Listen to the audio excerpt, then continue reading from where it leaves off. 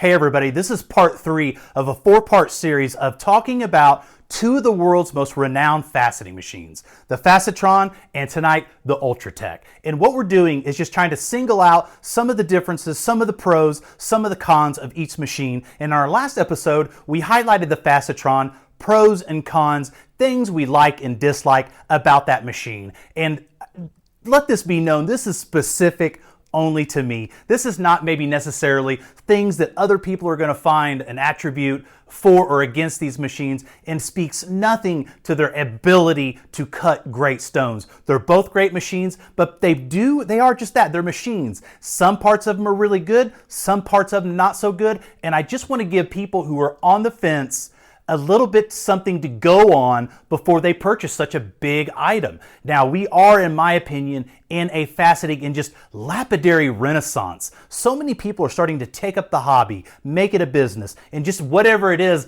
dive into cutting gemstones. So tonight, we're going to talk about the famed Ultratech. We're going to talk about things we like, things we dislike. So let's get to it. All right, and without further delay, it's time to get into it. Behold the Ultratech, the Ultratech faceting machine. This is the machine that most cutters, new and old, strive to get. Tonight we're going to talk about some of the pros and cons and why it is such an esteemed machine. But take just a second and drink it in all of her glory. Let's do a little sound check here.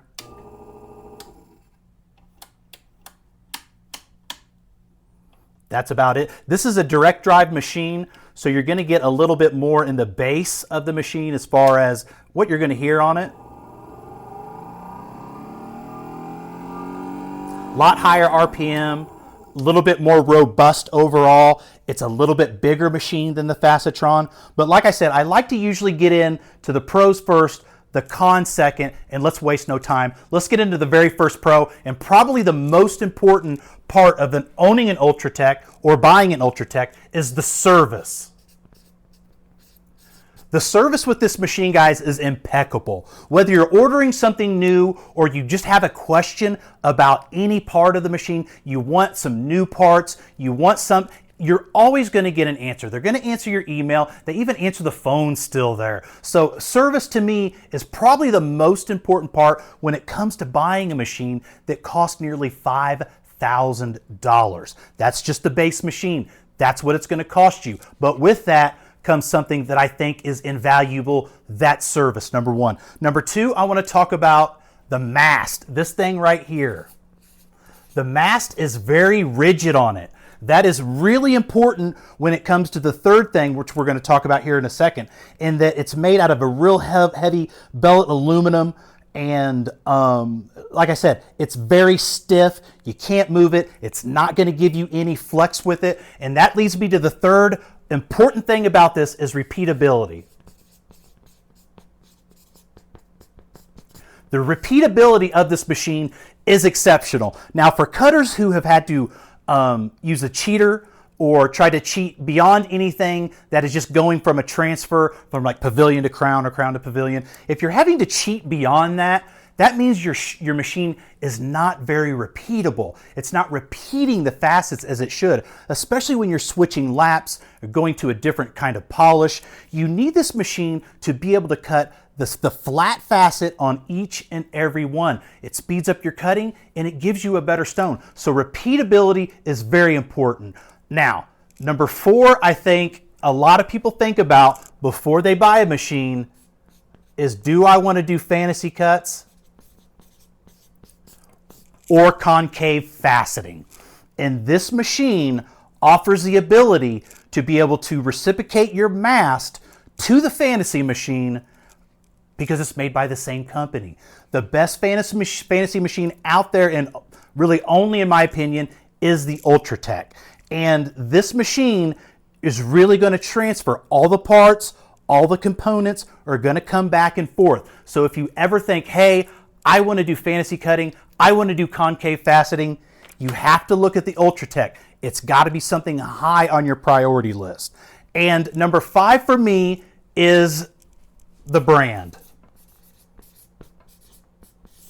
The Ultratech brand is synonymous with good service, good product. And when you buy something out there, I don't know about you, but if I'm cutting, especially if it's my business, I don't want to short myself on that. So whatever it is that you have to do to shore up your confidence, to cut good stones, to get into the field, to the business, be sure that you do that. And for me, I want to have some of the best equipment, and brand means everything to me. I can't speak for anybody else. To me, the brand is really important. And I'll go ahead and list a number 6 on here, and that's going to be the mods. The mods, the modifications, things you want to do to it. If you're a mod guy, if you find yourself buying, extra parts for your car, or even decorating your house, upgrading things, if you're that kind of person, this is where you want to go. With the FACERON, what you get is basically what you get. With the Ultratech, there's plenty of ways to spend money and spruce and do upgrades and things like that. To me, I like that about it, so it goes into my pros. That's it. These are the pros that I'm talking about. All of them super important. A lot of these will transfer over to the FACERON, some not. So let's go ahead and get into the cons. And I think for me, like I said, some of these are a little questionable, but I don't have a whole lot for either one of them. But the con, sorry about that. The number one con for me is probably going to be, I'm going to say the cranking, the long crank. That may not make sense. I'm going to explain. So whenever you are adjusting the height of your mast, this particular screw crank allows you to have very precise movements, which helps in repeatability. But it takes forever if I'm trying to adjust from one height to another. Now, if you're recutting, you're flipping laps, you see a mistake, something you have to go back and repolish, this matters. Now, it's a very nuanced thing, but that long crank, I kind of do like the quick movement of the FACERON a little better. And so that, to me, it's little, but it's a con.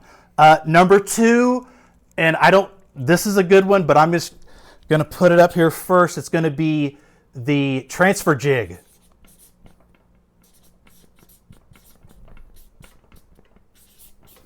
The transfer jig, this little guy right here, this is what you use to put your dops into to transfer your stone from basically the top to the bottom. You put one dop in here and one dop in here, your stone goes in the middle. This is a very important piece and part of the faceting process, and in my humble opinion, can be the most difficult part to master as a new cutter, and that is transferring a stone. And on the con list, number 2, transfer jig. And it's not the way it does it, but it's the jig itself. There's lots of moving parts to it, lots of ways to get glue into these crevices, which can absolutely affect the quality of your transfer. And that part where your stone goes into is extremely shallow. So there's no way that I'm transferring this particular stone I'm cutting now with this device. It probably just is not going to work. Now, another part that leads me into the cons of this is that they do offer a different transfer jig, and that's this guy right here. Now, I have to tell you, this transfer jig weighs 4 pounds. This thing weighs 1.8 kilograms for my friends across the pond. This is this is huge pieces of solid stainless steel. It's almost, as we say, over-engineered. This thing is heavy and borderline scary, but could be doubled as a weapon, I'm sure. So this thing here weighs 4 pounds, and it costs $600. That's right, you heard me. $600 for this transfer jig. Talk amongst yourselves. That's what that costs. So how can I not put that on my con list? Transfer jig, $600. It's a big deal. Think about it. So moving on. Number 3, something also a little cheeky, splash pan. This guy right here, the splash pan, like I said, some of the pros and cons are going to reciprocate between one machine to the other because that's what we're doing. We're comparing them. If this machine had the FACERON splash pan, it would make a heck of a lot more sense. I think the design of it, the shape of it, and the material of it all get check marks, and not good check marks either. This particular type of rubber clings on dirt, makes it super whenever I gotta wash my splash pan, and I do often, I'm like, I gotta wash my splash pan. The design of it, it kind of fans out a little bit. So when you see people putting sponges in here, that's not something very foreign to cutting, but I think this machine is, and I just refuse to put a sponge in there. I don't know why, but I do. But I think that this particular style lends more to the sponge people. It's gonna spray a lot, especially on doing girdles. So number 3 is gonna be my splash pan. Number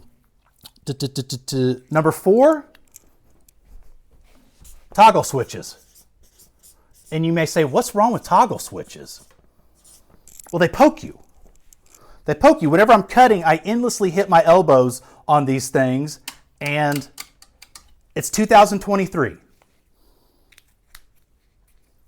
Can we get an upgrade on that? Can we get a switch? Can we get some knurled switch, something that a little more low profile? The toggle switches, one of the things that has not changed on Ultratech. About time to do that, but I'm not the engineer, so I don't have to say. So toggle switches is number 4. Number 5 is going to be the hard to read index gear.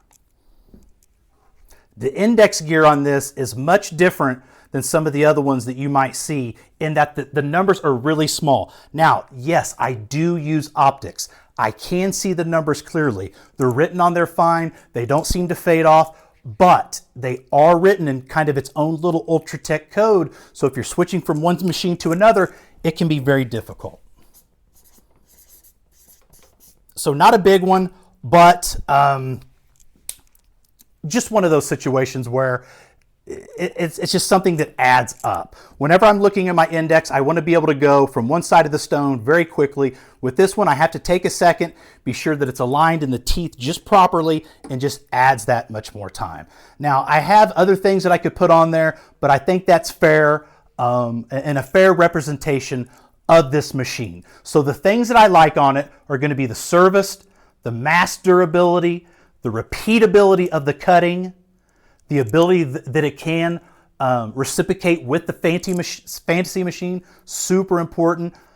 A great brand, Ultratech, and plenty of mods if you'd like to do some late night shopping like we all know most of us do. The cons are going to be this, exceptionally slow cranking mechanism on it, which they do have another machine where I think they took some of the design style. I think they call it the Ultratech VL or whatever it is, but they have more of the mast like the Ultratech. I would look into that. I think that's a great way to go, and it's a cheaper machine. So the long crank, the transfer jig, I think that's something that could be not $600. That's just my humble opinion. Number 3, splash pan. I just don't like it. Think it could use a little bit. The design doesn't need to be completely different, but I would like the type of material, the type of plastics they use into it, or a coating a little bit different to get dirt off of it. Toggle switches, time to get out of the old and into the new. And number 5, reading the index. All little things, but all things that you can consider whenever you're going out to buy one of these machines. Now, what I'm going to do on the next 4th final installment of this video series is I'm going to talk about, if I was going to go buy a machine today, which one would I choose? And I wanted to say that for last. Luckily, it's going to be the shortest video of all, but I think it needs to be separated from these particular videos where we are talking about the machines themselves. But again, this is my daily cutter. This is the machine that I cut on a daily basis. So the stones that you're seeing on Instagram or on our website at TejourInclusive.com, those are going to be stones that you see cut on this machine. So like I said, this is where it is. This is where we're at. If you have any questions on these machines, feel free to contact me. I have no problem answering questions, honest questions with honest answers. So feel free to reach out here on Instagram, on YouTube, or wherever you're catching this video. I hope this makes sense. And if you guys need anything else, just let me know. Have a good night.